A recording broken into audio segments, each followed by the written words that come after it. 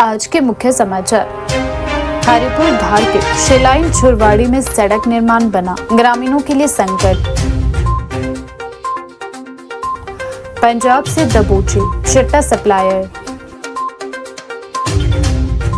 राम मंदिर कथित चढ़ावा चोरी मामले को लेकर कांग्रेस का देशव्यापी प्रदर्शन। राम मंदिर कथित चंदा चोरी पर कांग्रेस का हल्ला। 18 से फिर सक्रिय होगा मॉनसून। तहबाजारियों को हटाने पर व्यापार मंडल की आपत्ति। अब समाचार विस्तार से। अयोध्या स्थित राम मंदिर में कथित चढ़ावा और दान राशि में अनियमितता तथा चोरी के आरोपों को लेकर कांग्रेस ने देश भर में विरोध प्रदर्शन तेज कर दिया है। इसी क्रम में हिमाचल प्रदेश की राजधानी शिमला में भी कांग्रेस कार्यकर्ताओं ने जोरदार प्रदर्शन किया। कांग्रेस नेताओं और कार्यकर्ताओं ने राज्य भवन से रैली निकालकर केंद्र सरकार और भारतीय जनता पार्टी के खिलाफ जमकर नारेबाजी की तथा पूरे मामले की निष्पक्ष जांच और दोषियों के विरुद्ध सख्त कार्यवाही की मांग उठाई। प्रदर्शन के दौरान कांग्रेस कार्यकर्ताओं ने हाथों में तख्तियां और पार्टी के झंडे लेकर कहा कि करोड़ों लोगों की आस्था से जुड़े राम मंदिर में यदि चढ़ावे और दान राशि में किसी प्रकार की गड़बड़ी हुई है तो इसकी पारदर्शी और स्वतंत्र जांच होनी चाहिए। प्रदर्शनकारियों का कहना था कि धार्मिक स्थलों पर श्रद्धालुओं द्वारा अर्पित धन जनता की आस्था का प्रतीक होता है और उसके प्रबंधन में किसी भी तरह की लापरवाही या भ्रष्टाचार को बर्दाश्त नहीं किया जाएगा। राज्य भवन से निकली रैली शहर के विभिन्न मार्गों से होकर गुजरी। इस दौरान कांग्रेस नेताओं ने भाजपा सरकार पर धार्मिक भावनाओं का राजनीतिक लाभ उठाने का आरोप लगाया। नेताओं ने कहा कि यदि आरोपों में सच्चाई है तो दोषियों को किसी भी राजनीतिक संरक्षण के बिना कानून के दायरे में लाया जाना चाहिए। उन्होंने कहा कि देश की जनता जवाब चाहती है, मंदिर में आने वाले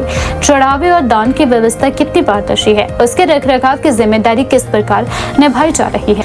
ऐसे मुद्दे को लेकर देश भर में भाजपा के खिलाफ कांग्रेस के द्वारा मोर्चा खोल दिया गया है। शिमला में आयोजित प्रदर्शन के दौरान मीडिया से बातचीत करते हुए कांग्रेस के प्रदेश सचिव इंद्रजीत सिंह ने कहा कि भगवान राम करोड़ों भारतीयों की आस्था का केंद्र है और राम मंदिर किसी राजनीतिक दल की नहीं बल्कि पूरे देश की आस्था का प्रतीक है। उन्होंने कहा कि यदि मंदिर के चढ़ावे और दान राशि में किसी प्रकार की वित्तीय अनियमितता या चोरी के आरोप सामने आए हैं तो सरकार और संबंधित प्रबंधन को तत्काल स्थिति स्पष्ट करनी चाहिए।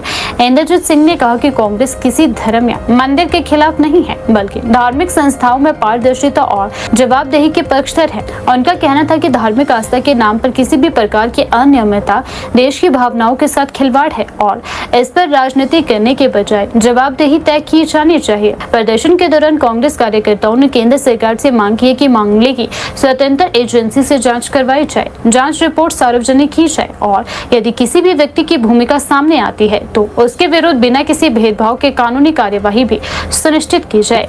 इन चोरों के काम से सारा चंदा खा गए मेरे प्रभु राम के नाम से।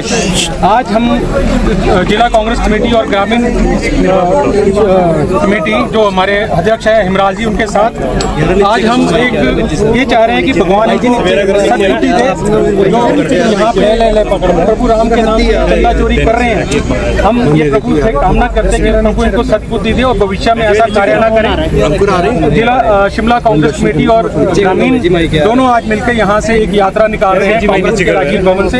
यहाँ से हम भजन कीर्तन करते हुए शांतिपूर्वक और हम यहाँ से राम मंदिर तक जाएंगे।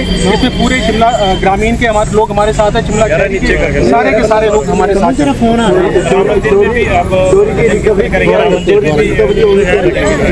जी बिल्कुल, अंदर जाके हम भजन कीर्तन करेंगे और हमारी ये आग्रह है कि जो लोग चोरी में संलिप्त हैं उनके खिलाफ सख्त से सख्त कार्रवाई हो और उनको निष्कासित किया जाए और लोगों को बताया जाए कि वो लोग पूरी ट्रांसपेरेंसी की जाए। जो भी चंदा एकत्र हुआ था उसके पीछे कौन कौन लोग हैं जो चोरी में सम्मिलित हैं और यही कामना करते हुए हम यहाँ से आज चल रहे हैं। देखिए जांच में जो लोग सामने ला रहे हैं वो छोटे एक पपेट है, छोटे लोग हैं। इनके पीछे जो इन्वॉल्व है पूरी बड़े लीडर हैं, उनका कोई भी नाम कहीं भी नहीं लिया जा रहा है। तो हमारा आपके माध्यम से भी ये आग्रह है कि वो जो भी लोग इसमें सम्मिलित हैं उनके खिलाफ कार्रवाई हम चाहते हैं कि सुप्रीम कोर्ट के उसके इस पर जाँच हो ताकि निष्पक्ष जाँच हो, क्योंकि जो इनकी ऐसा अपनी कमेटीज हैं उसके ऊपर कोई भी किसी तरह का भरोसा हमें नहीं है।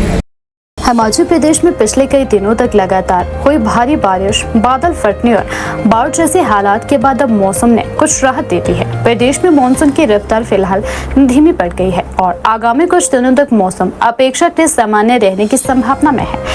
भारत मौसम विज्ञान विभाग के ताजा पूर्वानुमान के अनुसार 17 जुलाई तक प्रदेश के किसी भी जिले में भारी बारिश की चेतावनी जारी नहीं की गई है। हालांकि इस दौरान प्रदेश के अधिकांश हिस्सों में हल्की से मध्यम बारिश का क्रम जारी भी रह सकता है। वहीं 18 और 19 जुलाई से मानसून दोबारा सक्रिय होने के संकेत हैं, जिससे कई क्षेत्रों में बारिश की गतिविधियां तेज हो सकती है। सोमवार को प्रदेश के अधिकांश हिस्सों में मौसम साफ रहा। दिन भर तेज धूप खिलने से लोगों को लगातार बारिश के बाद राहत तो मिली, लेकिन तापमान में बढ़ोतरी के कारण उमस भी महसूस की गई। विशेष रूप से मैदानी और मध्य पर्वतीय जिलों में मौसम का मिजाज बुरी तरह बदलता हुआ नजर आया। ऊना, बिलासपुर, हमीरपुर, मंडी और कांगड़ा में अधिकतम तापमान 30 डिग्री सेल्सियस से ऊपर दर्ज किया गया, जिससे जुलाई की गर्मी का असर फिर महसूस होने लगा। मौसम विभाग केंद्र शिमला के अनुसार अगले 4 से 5 दिनों के दौरान प्रदेश के अधिकांश हिस्सों में अधिकतम तापमान में 2 से 4 डिग्री सेल्सियस तक की बढ़ोतरी हो सकती है, जबकि न्यूनतम तापमान में किसी बड़े बदलाव की संभावना नहीं है। इसका सबसे अधिक प्रभाव मैदानी इलाकों में देखने को मिलेगा, जहां दिन के साथ साथ सुबह और शाम के समय भी उमस लोगों को परेशान कर सकती है। मौसम विभाग के पूर्वानुमान के मुताबिक 13 से 17 जुलाई के बीच प्रदेश के मैदानी, मध्य और उच्च पर्वतीय क्षेत्रों में अलग अलग स्थानों पर हल्की से मध्यम बारिश भी हो सकती है। हालांकि इस अवधि में किसी भी जिले के लिए भारी बारिश का येलो और ऑरेंज अलर्ट जारी नहीं किया गया है। इससे लोगों और प्रशासन को कुछ दिनों की राहत मिलने की उम्मीद है। हालांकि राहत का यह दौर अधिक लंबा नहीं रहने वाला। मौसम विभाग ने संकेत दिए हैं कि 18 और 19 जुलाई से मानसून एक बार फिर सक्रिय हो सकता है। इन दिनों प्रदेश के कई हिस्सों में हल्की से मध्यम बारिश के साथ कुछ स्थानों पर भारी वर्षा होने की संभावना भी जताई गई है। कहीं जनजातीय जिलों किन्नौर और लाहौल स्पीति में तेज हवाएं चलने का पूर्वानुमान भी जारी किया गया है। ऐसे में मौसम विभाग ने लोगों को सतर्क रहने और ताजा मौसम बुलेटिन पर नजर बनाए रखने की सलाह भी दी है। बारिश का दौर भले ही फिलहाल थम गया हो, लेकिन पिछले दिनों हुई भारी वर्षा का असर अभी भी प्रदेश के कई हिस्सों में दिखाई दे रहा है। लगातार हुई बारिश, भूस्खलन और बादल फटने की घटनाओं के कारण सड़क, बिजली और पेयजल व्यवस्था अभी तक पूरी तरह सामान्य नहीं हो सकी है। प्रदेश आपदा प्रबंधन से प्राप्त जानकारी के अनुसार सोमवार शाम तक राज्य में 59 सड़कें यातायात के लिए बंद थी। इसके अलावा 13 बिजली ट्रांसफार्मर अब भी प्रभावित है, जबकि 80 पेयजल योजनाएं बाधित चल रही है। सबसे अधिक प्रभावित जिलों में कुल्लू शामिल है, जहां अकेले 38 सड़कें अभी भी बंद है। इसके अलावा मंडी, सिरमौर, शिमला, कांगड़ा, ऊना और लाहौल स्पीति में कई सड़कें पूरी तरह बहाल नहीं हो सकी है। लोक निर्माण विभाग, बिजली बोर्ड और जल शक्ति विभाग की टीमें प्रभावित क्षेत्रों में बहाली कार्यों में जुटी हुई है, ताकि जल्द से जल्द सामान्य स्थिति बहाल की जा सके। लगातार बारिश के बाद मौसम साफ होने से राहत कार्यों में तेजी आने की उम्मीद है। प्रशासन का कहना है कि सड़कें खोलने, बिजली आपूर्ति बहाल करने और पेयजल योजनाओं को दोबारा सुचारू करने का कार्य युद्ध स्तर पर किया जा रहा है। जहाँ मौसम अनुकूल रहेगा, वहाँ मशीनों और कर्मचारियों की मदद से क्षतिग्रस्त मार्गों को प्राथमिकता के आधार पर बहाल किया जाएगा। मौसम विशेषज्ञ का कहना है कि मानसून के दौरान हिमाचल प्रदेश में मौसम तेजी से बदल सकता है। ऐसे में भले ही अगले कुछ दिनों तक भारी बारिश की संभावना कम हो, लेकिन 18 जुलाई के बाद एक बार फिर बारिश का दौर तेज हो सकता है। इसलिए विशेष रूप से नदी नालों के किनारे रहने वाले लोगों, पहाड़ी क्षेत्रों में यात्रा करने वाले पर्यटकों और स्थानीय निवासियों को सतर्क रहने की सलाह भी दी गई है। नशे के खिलाफ चलाए जा रहे अभियान के तहत ऊना पुलिस को एक बड़ी सफलता हाथ लगी है। जिले में हाल ही में चिट्टा हेरोइन बरामदगी के 2 मामलों की जांच के दौरान पुलिस ने पंजाब से ड्रग सप्लायरों को गिरफ्तार कर लिया है।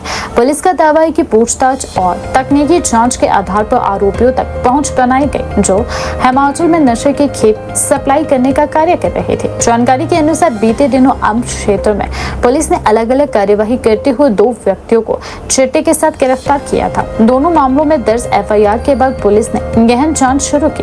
पूछताछ, मोबाइल फोन की जांच और अन्य तकनीकी साक्ष्यों के आधार पर यह खुलासा हुआ कि गिरफ्तार आरोपियों को चिट्टा पंजाब से उपलब्ध करवाया जा रहा था। जांच आगे बढ़ने पर पुलिस ने ड्रग सप्लाई चेन से जुड़े मुख्य आरोपियों की पहचान की और एक विशेष टीम गठित कर पंजाब में तपेश दी। कार्यवाही के दौरान पुलिस ने संदिग्ध सप्लायरों को गिरफ्तार कर उन्हें कानूनी प्रक्रिया पूरी करने के बाद ऊना लाया, जहां जहां उनसे विस्तृत पूछताछ भी की गई। पुलिस अधिकारियों के अनुसार प्रारंभिक जांच में कई महत्वपूर्ण सुराग हाथ लगे। जांच इस बात पर केंद्रित है कि आरोपी कब से हिमाचल में नशे की सप्लाई कर रहे हैं और किन किन लोगों के संपर्क में थे और इस नेटवर्क से जुड़े अन्य व्यक्ति कौन थे। पुलिस इस पूरे नेटवर्क की कड़ियों को छोड़ने में जुटी हुई है। नमस्कार। हिमाचल प्रदेश सरकार की zero tolerance policy against NDPS के त्वरित कार्रवाई के चलते हुए ऊना पुलिस को कुछ महत्वपूर्ण सफलता मिली है। 11 जुलाई 2024 को थाना अम्ब के जुरिस्डिक्शन में एसटीएफ द्वारा 2 अक्यूज्ड के द्वारा करण और मनीष रेसिडेंट ऑफ मुकेरिया पंजाब द्वारा 60.45 ग्राम हेरोइन बरामद हुआ था। उसके उपरांत वहां जहां सेकेंड आईओ और एसआईओ पहुंची तो उनके इंट्रोगेशन के द्वारा जो डिस्क्लोजर मिली उसके बैकवर्ड लिंकेज में त्वरित रूप से टीम को पंजाब भेजा गया और उनके द्वारा गांव हलेड़ा तलवाड़ा पंजाब में मोहित थापर और रजनीश कुमार को अक्यूज्ड बनाते हुए अरेस्ट करके उनसे फर्दर सर्च में 17.14 ग्राम रिकवरी हुआ है। ये इसके पीछे का भी बैकवर्ड लिंकेज अभी चला है एंड फॉरवर्ड लिंकेज ऑफ ये जो सप्लाई है उसको भी हम कर रहे हैं।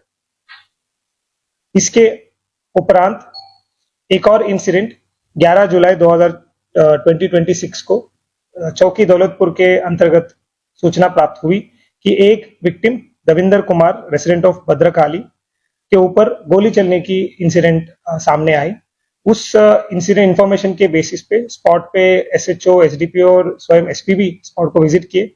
वहां पे जो विक्टिम था उसको हॉस्पिटल ले जाया गया। उनको रेफर टांडा कॉलेज को किया गया है। He is out of danger. Information के बेसिस पे दो आरोपी महेंद्र और उनके पुत्र जिमी को तुरंत अरेस्ट किया गया। वेपन को हिरासत में लिया गया है। जो मोटिव है उसको बाहर आने के बाद ही हम उस पर त्वरित कार्रवाई कर पाएंगे। करेंटली जो वेपन्स है जो डीसी ऊना के द्वारा जमा किए गए डिस्ट्रिक्ट में उसको एसटीएम द्वारा एक समिति बनाया गया है जो स्क्रूटिनाइज करके उनको रिलीज कर रहे हैं। तो ये गन कंट्रोल ऑलरेडी एनफोर्स्ड है और strictly we will enforce it specially on excise cases and excise offenders. Weapon जो है ये लाइसेंस तो क्या इसका लाइसेंस कैंसिल हो गया? ये वेपन लाइसेंस्ड है। ये डबल बैरल गन है जो बैक लोडेड है।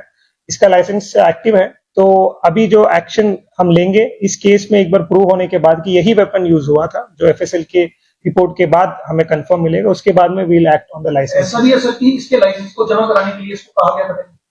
ये हमारे पास जमा था पंचायत इलेक्शन के संदर्भ में। उसके बाद इसको रिलीज किया गया था। देखिए जो भी हमारे पास quantity of seizure intermediate and commercial है उसके पीछे हम बैकवर्ड लिंकेज को ऑल द टाइम करते हैं। इमीडिएट साइबर एनालिसिस करते हैं, रूट मैप एनालिसिस करते हैं।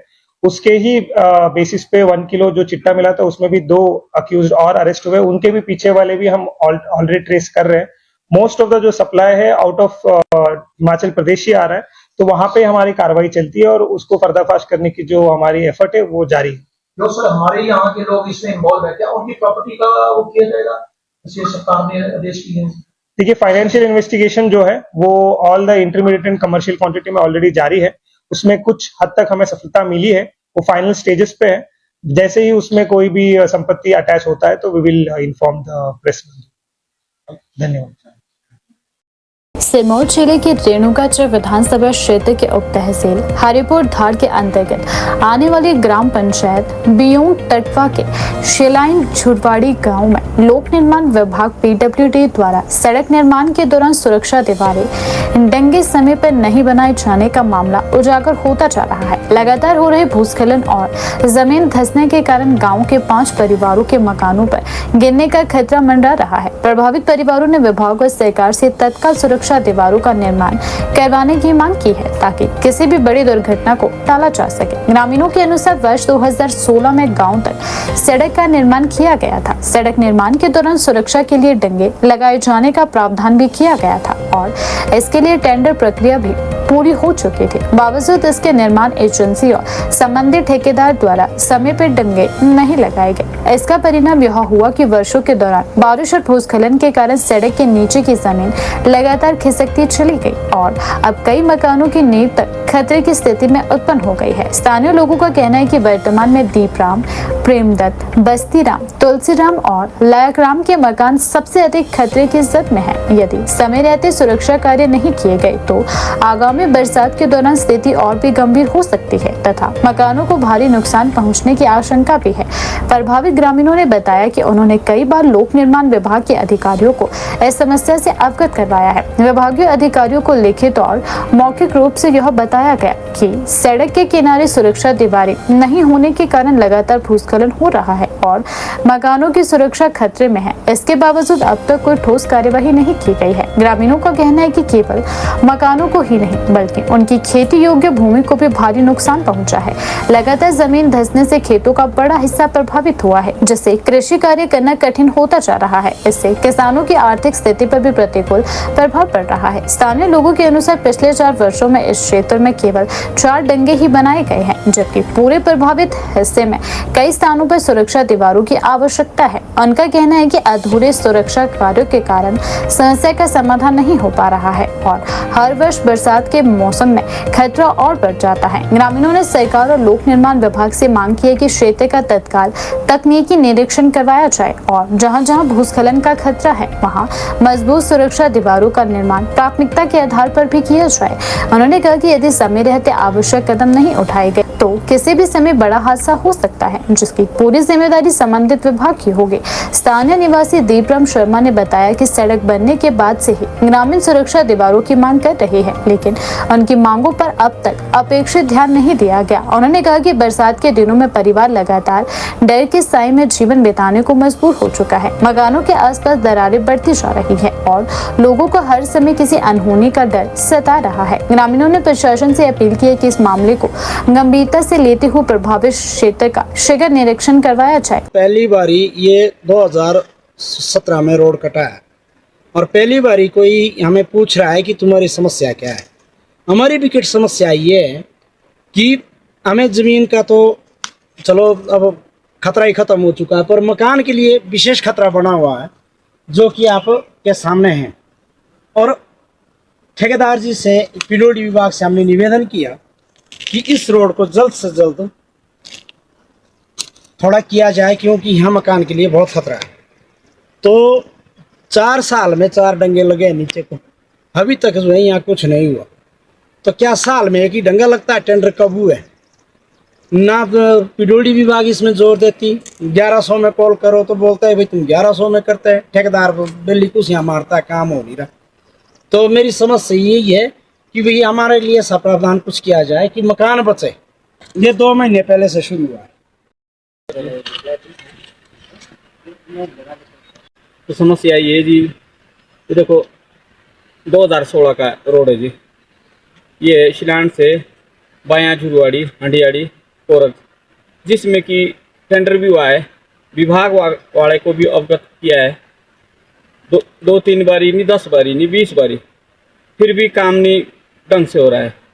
तो मैं विभाग से, पीडब्ल्यूडी विभाग से, पंचायत से, हमारे हिमाचल के अध्यक्ष विनय कुमार जी से हाथ जोड़कर निवेदन है कि हमारे यहाँ रोड का जो खतरा है घर के लिए ये बहुत ही ज़्यादा है। 4-5 मकान हैं जो कि पूरी तरह से बिल्कुल खतरे के उसमें आड़ पे आए हुए हैं। तो मैं विभाग से और पीडब्ल्यूडी पूरे उससे अनुरोध है कि हमारी समस्या को देखे।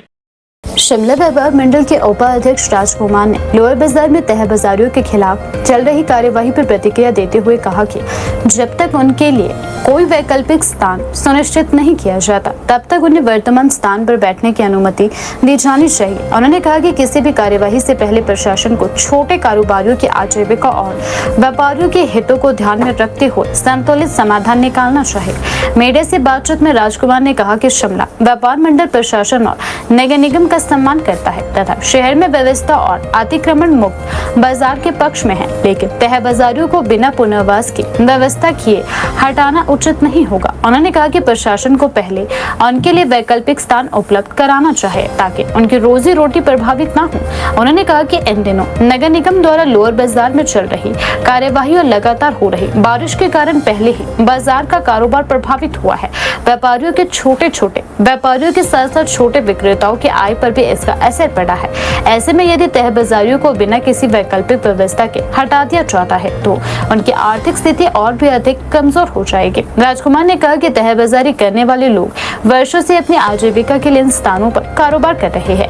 ऐसे में उनके पुनर्वास की स्पष्ट योजना तैयार किए बिना उन्हें हटाना मानवीय दृष्टि से उचित नहीं है। उन्होंने प्रशासन से आग्रह किया है कि सभी संबंधित पक्षों के साथ बातचीत कर ऐसा समाधान निकाला जाए जिससे शहर में व्यवस्था भी बनी रहे और छोटे कारोबारियों की रोजी रोटी भी सुरक्षित रहे। ये मैडम जी, उच्च न्यायालय का जो ये आदेश है उसका हम मान सम्मान करते हैं। हम नहीं चाहते कि बाजार में कोई ऐसी समस्या हो जिसमें जो हमारे ग्राहक आते हैं उनको कोई दिक्कत हो। ये जो कार्रवाई है ये जो अमल में आ रही है थोड़ी सी मतलब कि पब्लिक को देखते हुए अच्छी है, कोई ऐसी दिक्कत नहीं है। पर जहाँ दिक्कत ये आ रही है कि जो ये तह बाजारियों के लिए जो ये कार्रवाई चल रही है तो हम यही सोच रहे थे कि इनका पहले पूर्णवास किया जाए, जो जगह दी जाए अच्छी सी इनको, ताकि इनकी भी रोजी रोटी पे दिक्कत ना आए। बाकी जो रह गए दुकानदार, अगर कोई लिमिट से बाहर जाता है उनका माल उठाते हैं तो हम भी उस पक्ष में नहीं है। हमारा भी यही रहेगा कि लिमिट में ही अपना माल लगाएं दुकान का। पर मैडम ये जो हमारा लोअर बाजार है ये जो हमारा लोअर बाजार है ये शोरूम नहीं है, गांव की तरह का बाजार है हमारा। कई गांव के लोग हमारे पास आते हैं, उनको पता नहीं होता क्या लेना है। जब तक हमारी दुकान के पास थोड़ा सा सामान नहीं लगेगा, हम ये नहीं कह रहे कि 2 फुट 4 फुट बाहर की, जब तक हमारे शटर के ऊपर माल नहीं लगेगा हमारे बोर्ड के ऊपर तो ग्राहकों को समझ नहीं आता कि क्या चाहिए। वो हमारे से पूछ के बोलते कि जी ये कितने का है, उनको पता नहीं होता कि कहाँ बाजार में क्या है। तो उच्च न्यायालय से और नगर निगम से हम यही मांग करेंगे कि जो दुकानदार है उनको कम से कम 1-1.5 फुट की इजाज़त दी जाए, जो पहले भी इजाज़त थी। अब क्या हो रहा है कि जो शटर के बाहर अगर एक कोना भी, अगर शटर के अंदर से अगर एक कोना भी बाहर आ रहा है उस पर कार्रवाई है, उस पर हमारे को हम नगर निगम से यही बोलना चाहेंगे कि उसमें कौन द्वारा से विचार करें ताकि व्यापार भी चलता रहे और आज्ञा का पालन भी हो। हमें कोई आपत्ति नहीं है कि हमारे को कोई ये नहीं है कि हमने सड़क पर बहुत घेरनी है। जो हमारे अगर कोई दुकानदार गलत हैं उन पर कार्रवाई हो, हम उनके साथ नहीं है। हम कहेंगे कि जो भी है लिमिट तय कर दी जाए कि बोर्ड जो शटर से 1-1.5 फुट की जो पहले इजाज़त मिली हुई थी वो हमें दे दी जाए। मैडम जी, हर जगह पे काम करने में टाइम लगता है। लोअर बाजार आज का नहीं है, ये कम से कम 100-200 साल पुराना बाजार है। यहाँ पे भी काम चलने में टाइम लगा है कि जहाँ कारोबारियों को जो तय बाजारियों को जो जगह दी जा रही है उस पर उनको जाना चाहिए, वहाँ पे बैठ के देखना चाहिए कि क्या उनकी क्या दिक्कत आ रही है। तो नगर निगम से हम यही बात करेंगे, अगर उनको वहाँ पे कोई दिक्कत आ रही है तो उनकी समस्या का हल किया जाए। मतलब कि हर जगह टाइम लगता है काम करने में, एकदम काम कहीं पे भी नहीं होता है। अगर मैं भी आज कोई दुकान खोलूँगा तो मेरा आज ही काम नहीं चलेगा, उसमें मेरे को कम से कम 2-3 महीने लगेंगे वहाँ पे काम चलाने के लिए। तो मैं यही कहूँगा कि जो तय बाजारी और नगर निगम बैठ के इस समस्या का हल निकाले और उनको उचित दिए ताकि उनकी भी अपनी रोजी रोटी चलती रहे। सही कह रहे हैं मैडम, जो ग्राहक है उसको सस्ता सामान भी चाहिए और जगह बाजार भी साफ चाहिए। अब जब से ये कार्रवाई चली है तो जो दुकानदार हैं उनके तो बोनी के लाले पड़ गए हैं, काम है ही नहीं बाजार में। आप देखें तो काम ही खत्म हो गया। आप जब टाइम मर्जी बाजार में है, बाजार खाली नजर आएंगे आपको। उसका कारण यही है कि कुछ नगर निगम की कार्रवाई और कुछ ये तय बाजारी नहीं लग रही। जो ये सस्ता सामान बेचते हैं उनको खर्चा कुछ नहीं है, इनको तो सिर्फ बैठना है, उनका किराया भी कुछ नहीं है, ना टैक्स है ना कुछ देना है। जो कारोबारी है उनको टैक्स भी है, नौकरों की तनख्वाहें भी है, बैंक से लोन ले रखे हैं, उनकी भी दिक्कतें हैं। तो समस्याएं जब से ये कार्रवाई चली हुई है तो कारोबारी बहुत परेशान है, बाजार में काम बिल्कुल भी नहीं है। तो मैं तो यही कहना चाहूँगा कि इसके मुद्दे का जल्दी से जल्द कोई हल कर दिया जाए ताकि ये समस्या बाजार की हल हो जाए और रौनक दोबारा बाजार में आ जाए। अयोध्या स्थित राम मंदिर में कथित चंदा चोरी और वित्तीय अनियमितताओं के आरोपों को लेकर शिमला ग्रामीण जिला कमेटी ने आज शिमला में विरोध प्रदर्शन किया। जिला कांग्रेस अध्यक्ष हरिकृष्ण हेमराल के नेतृत्व में कांग्रेस कार्यकर्ताओं ने पार्टी मुख्यालय राजीव भवन में विरोध रैली निकालकर मामले की निष्पक्ष जांच, कड़ी कानूनी कार्यवाही की मांग की। रैली के दौरान कांग्रेस कार्यकर्ताओं ने भाजपा सरकार के खिलाफ नारेबाजी करते हुए आरोप लगाया कि करोड़ों श्रद्धालुओं की आस्था से जुड़े इस मामले की निष्पक्ष जांच होनी चाहिए। प्रदर्शन में बड़ी संख्या में कांग्रेस पदाधिकारियों और कार्यकर्ता शामिल हुए। मीडिया से बातचीत करते हुए हरिकृष्ण हेमराल ने आरोप लगाया कि कांग्रेस लंबे समय से राम मंदिर निर्माण के लिए जुटाए गए चंदे में कथित अनियमितताओं और भ्रष्टाचार का मुद्दा उठाती आई। उन्होंने कहा कि भगवान श्री राम के नाम पर जुटाए गए चंदे के उपयोग को लेकर उठ रहे सवालों का जवाब देश की जनता को मिलना चाहिए और पूरे मामले की पारदर्शी जांच कर सच्चाई सामने भी आनी चाहिए। हेमराल ने कहा कि कांग्रेस की मांग है कि कथित रूप से गबन की गई राशि का पूरा हिसाब सार्वजनिक किया जाए और यदि जांच में कोई भी व्यक्ति दोषी पाया जाता है तो उसके खिलाफ बिना किसी भेदभाव के सख्त कानूनी कार्यवाही भी की जाए। उन्होंने कहा कि करोड़ों लोगों की धार्मिक आस्था से जुड़े इस मामले में किसी भी प्रकार की लापरवाही या अनियमितता स्वीकार नहीं की जा सकती। उन्होंने कहा कि कांग्रेस का आंदोलन केवल शिमला तक सीमित नहीं रहेगा। आज की रैली के बाद विधानसभा क्षेत्रों, ब्लॉक स्तर, पंचायतों और गाँव-गाँव तक जन जागरण अभियान चलाया जाएगा। पार्टी इस मुद्दे को प्रदेश भर में जनता के बीच लेकर जाएगी और दोषियों के खिलाफ कार्यवाही होने तक आंदोलन जारी रखेगी। हरिकृष्ण हेमराल ने आरोप लगाया कि जनता की सेवा का दावा करने वाली सरकार और संबंधित संस्थाएं भ्रष्टाचार पर प्रभावी अंकुश लगाने में सफल रही है। उन्होंने कहा कि कांग्रेस धार्मिक आस्था और जनहित से जुड़े मुद्दों पर लगातार आवाज उठाती रहेगी और किसी भी प्रकार की कथित वित्तीय अनियमितताओं को लेकर जवाबदेही तय करने की मांग करती रहेगी। उन्होंने स्पष्ट कहा कि कांग्रेस तब तक अपना आंदोलन वापस नहीं लेगी जब तक पूरे मामले की निष्पक्ष जांच पूरी नहीं होती, दोषियों की गिरफ्तारी नहीं होती और कानून के अनुसार उनके खिलाफ कार्यवाही नहीं की जाती। कांग्रेस ने कहा कि धार्मिक आस्था से जुड़े मामलों में पारदर्शिता और जवाबदेही सुनिश्चित करना सरकार की जिम्मेदारी रहती है। जहाँ पर कि आज आप देख सकते हैं कांग्रेस लोग जो है भारत माता की यहाँ पर जनता चोर नहीं चलेंगे, नहीं चलेंगे, नहीं चलेंगे, जनता चोर नहीं चलेंगे, नहीं चलेंगे, नहीं चलेंगे, जनता चोर गद्दी छोड़ो, गद्दी छोड़ो, गद्दी छोड़ो है। इसको लेके जो है जनता के बीच में जाएंगे, भजन कीर्तन करेंगे, शांतिपूर्वक हमारा जो है ये प्रोसेशन है।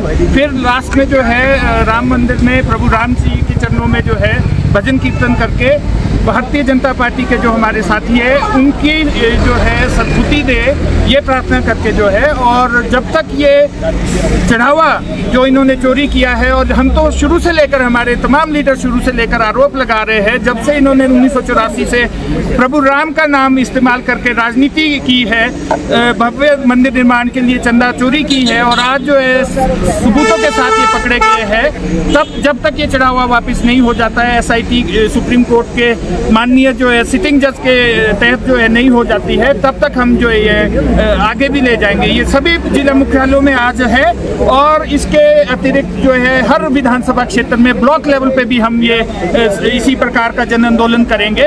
और हमारा जो सीधी मांग है, आरोपी जो साबित हो चुके हैं उन्हें गिरफ्तार करके जो है उन्हें कड़ी से कड़ी सजा लगाई जाए, क्योंकि सैकड़ों करोड़ों हमारे हिंदुओं का जो आस्था का प्रतीक है प्रभु राम जो है, ये इनकी आस्था पे चोट है, हमारे सभी लोगों की आस्था पे चोट है।